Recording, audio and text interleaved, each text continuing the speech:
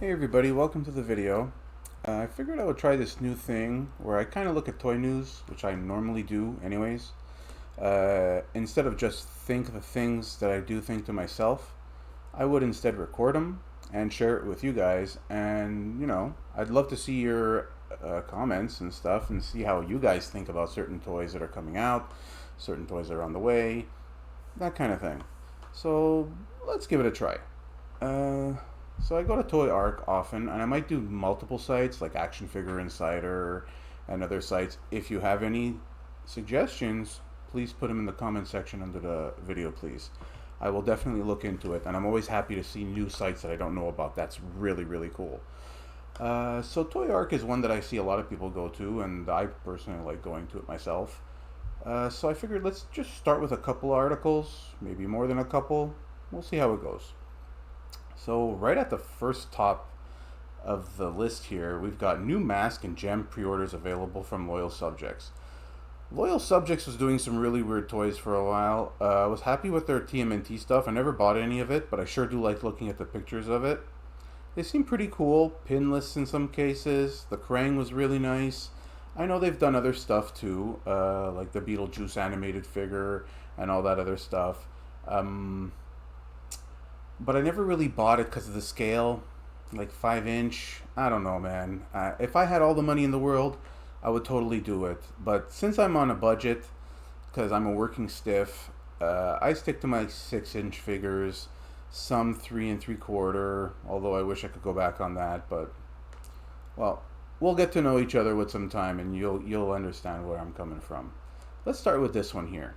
New mask and gem pre-orders. Let's take a look. Now, I'm not into Gem or anything, but I did like the cartoon. I mean, the 80s cartoon. It's pretty awesome. It's also kind of cool how I think it exists in the same universe as like Transformers and stuff, because Gem is like the Hasbro's equivalent of Barbie, if I understand correctly. So it's kind of cool to see that Gem is back. They look pretty cool. They're really nice. We got some really cool paint on the faces here. Still not my thing. Although I am really happy to see Mask is back. And if loyal subjects are going to do Mask, I don't know. That scale is really out of whack, but they're so cool. Look how cool these are. Alright, so to see the actual images, oh, there we go. Okay, so we got the gem images. That's cool. I'm sorry if you're here for gem, but I'm probably not going to go over each one.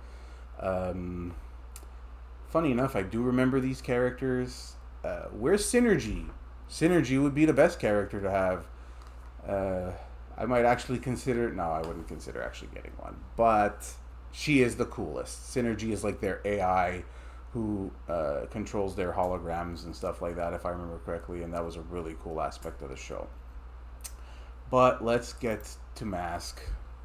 So, what do we got here? I don't know why there's this gold and black thing going on. I guess it's a certain motif. I don't remember those colors from the cartoon show or anything. Seems even the bad guys. This is the bad guys. These are the good guys. Matt Tracker, I think. And I forget this guy's name. But black and gold looks cool. I don't remember it from the show or anything.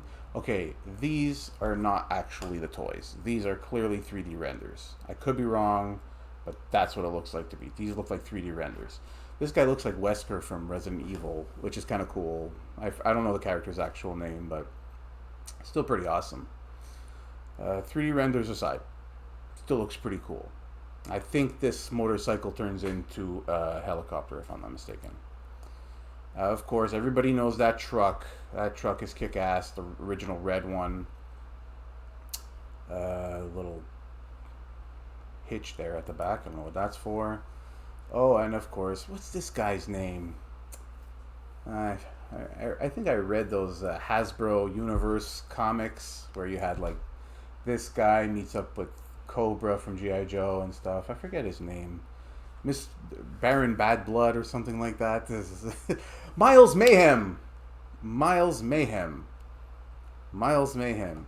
I can't believe I remembered that, but yes, this is Miles Mayhem. He's awesome. And this is Matt Tracker, if I'm not mistaken. You know, the car looks kind of cool in black and yellow. This was maybe not a bad idea to go with this. I don't know why they went with this color scheme, but pretty cool. Oh, here we go. We're going through the gem stuff. Okay, this is cool, but why is she all in gold? That I don't get. Where's her pink outfit? Glitter and fashion, fashion and fame, something something gem. She's truly outrageous. I remember her a lot. I think I had a crush on her once upon a time as a kid. But then again, I had a crush on April O'Neil too once upon a time, so let's not even go there. All right, let's go back. Let's see the next thing. Here's something I'm actually really interested in. These Mortal Kombat classics. It's about time. It took you long enough, Todd. Thanks, Todd. Took you long enough with all the other Mortal Kombat versions of these characters that you did. From Mortal Kombat games that I've actually played, like Mortal Kombat 11 and stuff. I've actually played those games. I like those characters, but come on. This is what we wanted. And these are not even Mortal Kombat 1. These are Mortal Kombat 2, which is okay. I'm okay with that. Oh my god, not even that many pictures. Well, let's just take a look.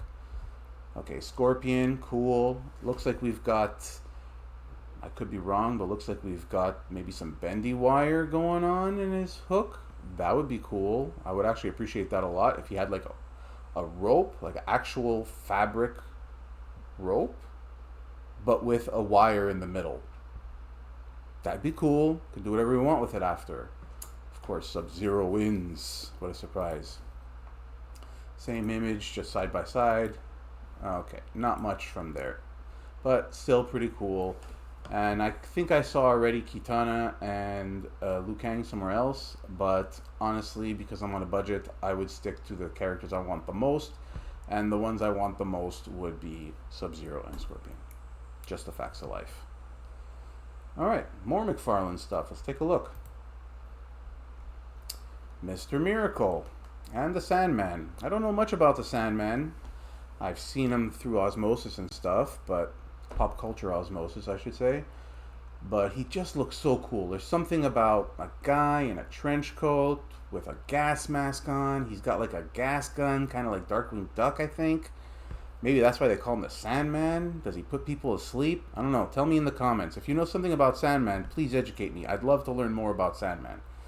Original Sandman. Not the Neil Gaiman Sandman, I know. But this Sandman, the OG, I guess he's OG. Golden Age? Question mark? Mr. Miracle I'm more familiar with. And of course these animated series figures, which were already released by DC Direct a long time ago, and I guess Todd inherited the molds and he's just re-releasing them. Maybe not all of them are re-releases, maybe some of them are new. I don't know if Jonah Hex was ever released. I know, I definitely know I had that Killer Croc. That's a nice Batman though. As far as the mold and everything goes, it looks a lot like the one that came with the motorcycle from DC Direct, which I bought and eventually sold. Great figures. I loved them. I didn't sell them because I didn't like them anymore. I really just sold them because I didn't want to go down that rabbit hole. Or I didn't want to go all the way down that rabbit hole, I should say. And they were really difficult to stand. I know they come with stands and stuff, but they were really difficult to stand on their own. And I don't know. I need my figures to stand on their own because I display them and I like to pose them and display them in poses. And if they can't hold that pose too long on their own, or if a simple rumble of a shelf will knock them over, it's just not for me. That's my personal thing. But for those of you who maybe were collecting this in the DC Direct days, since McFarlane got it, have you just been adding to what you have already? Or have you started over? Like, what's the quality difference also? I'm sure the plastic used for these new versions from McFarlane cannot be the same as the porcelain-like stuff that DC Direct was making. When those figures used to fall, they kind of made it sound like they were made of porcelain. I'm sure they've got to be more of a gummy plastic now. Please let me know if you know. I'm very interested to know. But that Batman looks great. I love the soft goods cape. Great idea. Maybe a wire would have been a nice touch too. Killer Croc, I had this exact figure, but from DC Direct. I don't know, this one looks a little shinier than the one I had, which again makes me suspect the plastic is different. You know what I'm talking about. Ra's al Ghul, or Ra's al Ghul, however you prefer to say it. Uh, cool character, cool figure. Okay, with a little reflection of light blue used on the boots. I've noticed that's toon shading, as they call it. I doubt the original one had that, but I know McFarlane has been adding that. Great figure. Those capes, though, make the figure impossible to pose, unfortunately. But they looks damn cool, just standing there, sure. Oh, the Grey Ghost, voiced by Adam West in the animated series. Great figure. Fantastic. I totally would get him. Even though I think he's just from the show. I don't know. It's a show that Bruce Wayne watched when he was a kid. Love that part. Love that. That's kind of funny. Bruce Wayne watched Adam West on TV as a kid. Gave him the inspiration to be Batman. Although if I remember correctly, in the original story of Batman, Batman is actually inspired by Zorro, the Mask of Zorro. I'm sure it's different from story to story, but from what I understand, that's the movie that Bruce and his parents were watching when that fateful night happened. And he lost his parents. They came out of the Mask of Zorro, if I remember correctly. Great figure, though. He looks fantastic, eh? And I'm sure he poses pretty well, too. Short cape. It's perfect. Perfect figure. He seems to come with a book, I guess, of the Grey Ghost, or a VHS tape. I don't know. Are these all Target exclusives? Maybe. I don't know. We have no Target here in Canada where I am, so... Jonah Hex. Very cool character. Underrated, I guess. Because he's like from Cowboy World. Or wherever he's from, the past. I don't know. But that's a very cool version of him. I like the long white hair. Is that how he showed up in the animated series? Or in like Justice League Unlimited and stuff? I don't know. Let me know. I like that he has a little pouch on the side. I hope his knife can actually go in that pouch on the side. That would be really cool. If this little pouch here can actually hold this knife here, I'm sold. Mr. Miracle. I love that he comes with his little flying discs under his feet.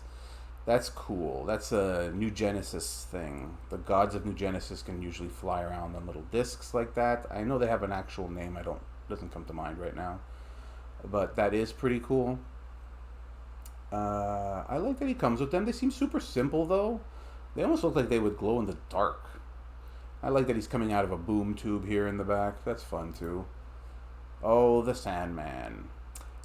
They went full on this guy in the sense that his jacket seems to have a wash to give it more of a used leathery look, which I really appreciate. He has some decent paint apps. I'm assuming his vest is in black and these straps are painted brown? I don't know. But he looks like he has some decent application of paint here and there. They didn't cheap out too much on him. I like this little gas thing. Gold label collection, nonetheless. This one's going to be hard to find, y'all. And here's the whole thing. Cool. Awesome. We start over, so let's go back. Alright, well this has been fun. Let's do one more. The Devil's Rejects. That's a movie I haven't seen in a long time. NECA, Tiny, and Baby Figures. Okay, I don't know enough about it, even though I did love The House of a Thousand Corpses. That was great.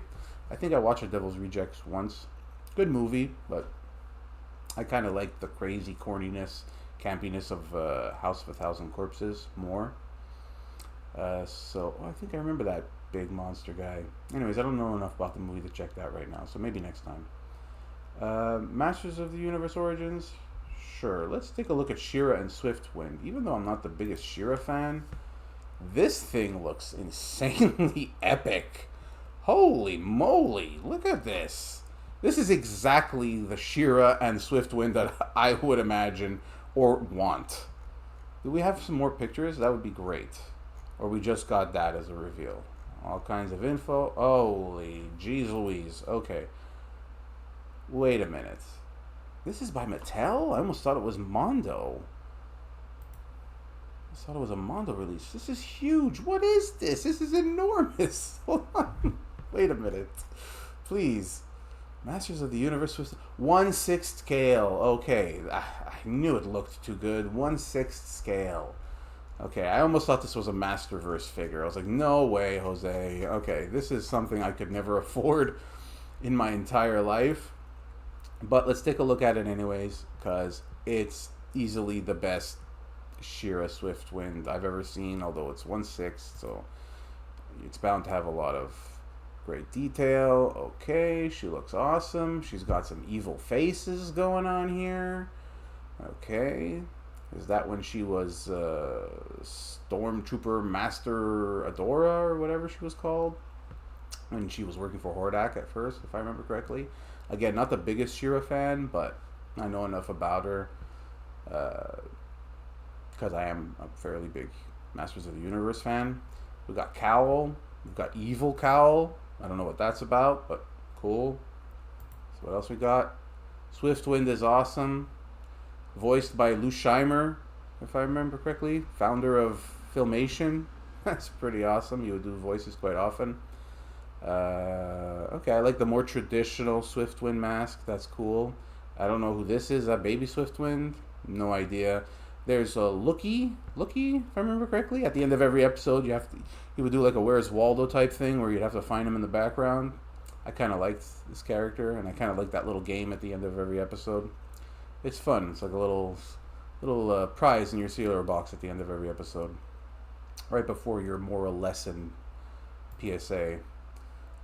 Oh, we got Swiftwind without all the gear on. Pretty cool. Why is there like a white off circle right on his upper shoulder? I'm not sure. Are they trying to hide the giant hole where his wings go?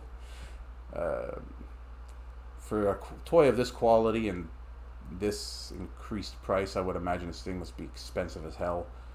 I would expect him to give you a little something you can jab in there. That would make sense to me.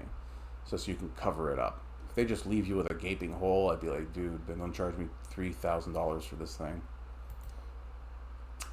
Damn! That's a big horsey. It's gorgeous, though.